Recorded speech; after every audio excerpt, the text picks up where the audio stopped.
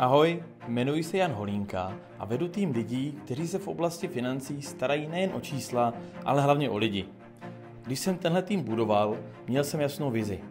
Vytvořit prostředí, kde každý může růst, cítit podporu a společně s námi měnit svůj život k lepšímu. A právě o tom je naše práce. Pomáháme klientům dělat správná finanční rozhodnutí a nestojíme jen u tabulek, ale měníme plány v realitu. Jsme tu proto, abyste v každém kroku cítili jistě a vždy věděli, co dělat dál. Ten, kdo vás provede prvním krokem, je Vašek.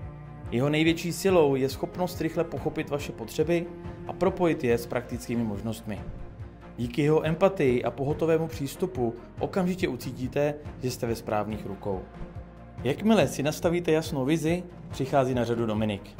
Společně s vámi projde vaše finance do detailu, pomůže nastavit plán, který vás dovede k vašim cílům a zajistí, že budete mít vždy jasno v tom, kam směřujete.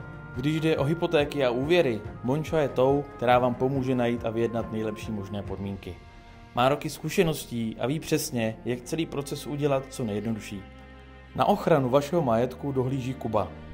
Je to specialista na neživotní pojištění a postará se, aby vaše smlouvy byly vždy aktuální a správně nastavené.